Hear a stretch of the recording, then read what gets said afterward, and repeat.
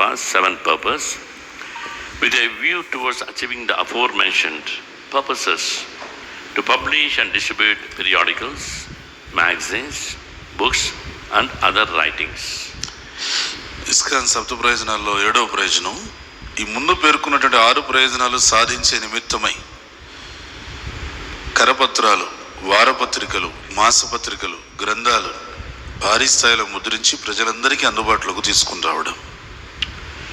Today we'll discuss few points on Lord Jagannath Swami's Mahaprasadam. ఈరోజు మనం జగన్నాథ స్వామి మహాప్రసాదం గురించి కొన్ని విషయాలు చర్చించుకుందాం. Mahaprasadam is not different from Lord. Jagannath స్వామి మహాప్రసాదం ఆ జగన్నాథుడితో సమానం, ఎటువంటి వ్యత్యాసం లేదు. Bhagavatam says, Nayam Sukopo Bhagavan Dehinam Gopika Sutaha. Lord Krishna, the son of the gopis, is not easily attained by materialistic people, but he becomes accessible to one who honors his prasadam. భాగవతంలో మాట, ఆ గోపికా కుమారుడైనటువంటి గోపికల ముద్దు బిడ్డ అయినటువంటి శ్రీకృష్ణుడిని అర్థం చేసుకోవడం కానీ ఆయన చేరుకోవడం కానీ భౌతికమైనటువంటి వ్యక్తులు ఎవరికి కూడా సాధ్యం కాదు.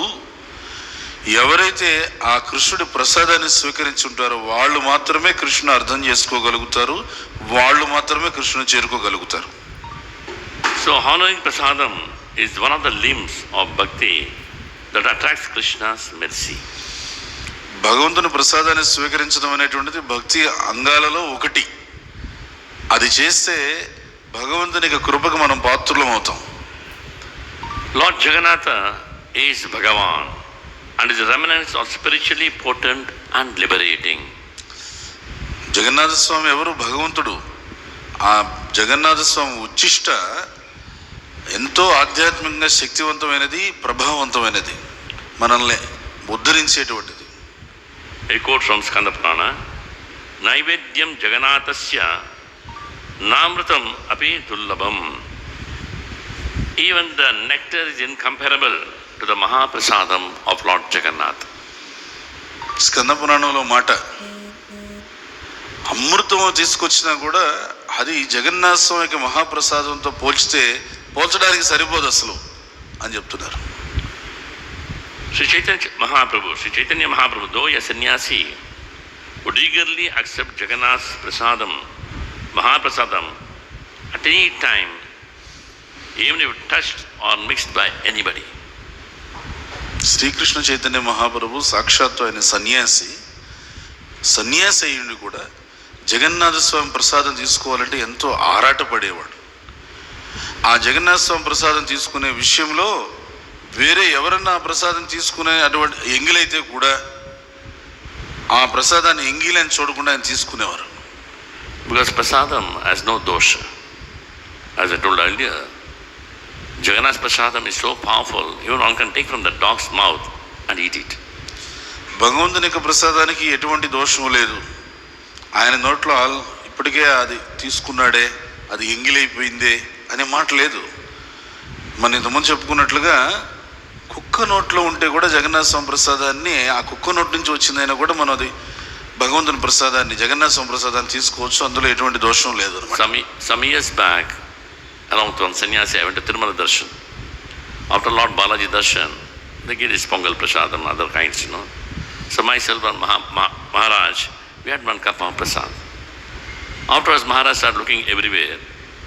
Can you imagine the leftover prasadam? Some people, they eat half and they just leave it like that.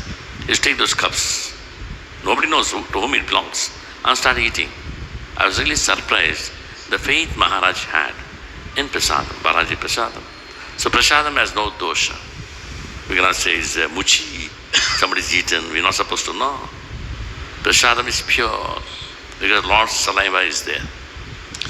భగవంతునికి ప్రసాదం ఎంత విలువైందంటే, కొన్ని సంవత్సరాల క్రితం ఒక మహారాజు బాలాజీ దర్శనానికి వచ్చినప్పుడు, దర్శనం అయిన తర్వాత బయటకు వచ్చేటప్పుడు అక్కడ పొంగల ప్రసాదం ఇస్తే దొన్నెలో ఆయన తీసుకున్నారు. తీసుకున్న తర్వాత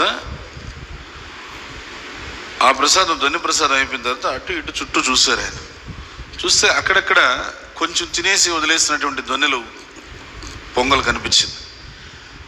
ఎవరో అసలు వాళ్ళు ఎవరో యాత్రికులు వాళ్ళు తిని వదిలేస్తున్నటువంటి దొన్నెలు ఉంటే ఆ దొన్నెలు తీసుకొని అందులో మిగిలిన ప్రసాదాన్ని ఆయన తీసుకుంటూ ఉన్నారు. అంటే బాలాజీ ప్రసాదం పట్ల మహారాజుకు ఉన్నటువంటి అవగాహన ఎంత గొప్పది చూడండి. అది ఎవడో తిని వదిలేసిన ఎంగిలి అనుకోవడంలా, అది బాలాజీ ప్రసాదం. ఎంత శక్తివంతమైనటువంటిది ఆ విశ్వాసం అది. We will not touch, right? We will not touch. Oh, somebody is eaten. There are karamis. How we can eat? Eaten by somebody else. Only I'll take prasadam from a pure devotee, not from anybody.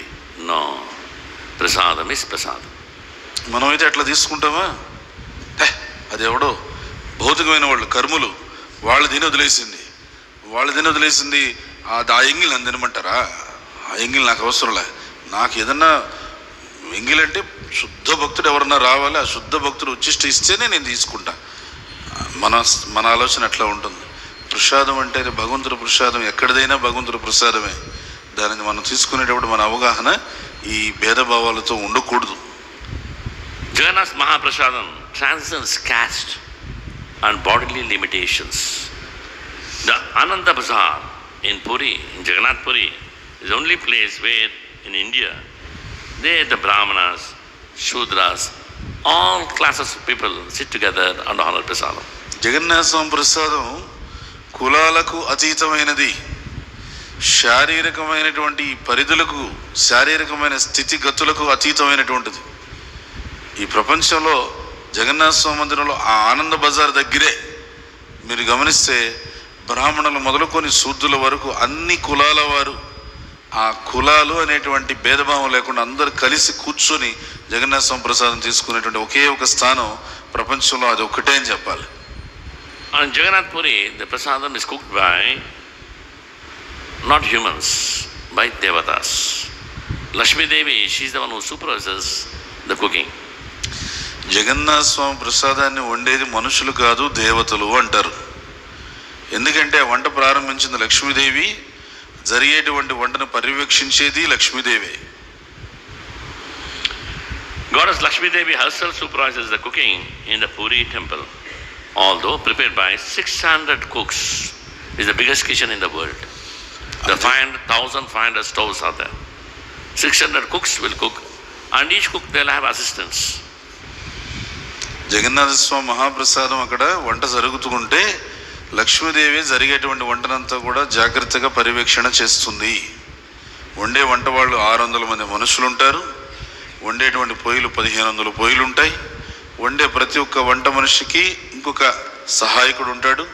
ఆ విధంగా ప్రపంచంలోనే అత్యంత పెద్ద నైవేద్యశాల, వంటశాల ఏది అంటే జగన్నాథ స్వామి నైవేద్యశాల అని చెప్పారు. In the history, not once the food got overcooked or undercooked. మరి ఆ జగన్నాథ స్వామి ప్రసాదం అక్కడ ఆ వంటశాలలో ఇంతవరకు, చరిత్రలో ఇంతవరకు ఎక్కువ ఉండేది కానీ తక్కువ ఉండేది కానీ ఇంతవరకు జరగలేదు. Sometimes we'll get burnt.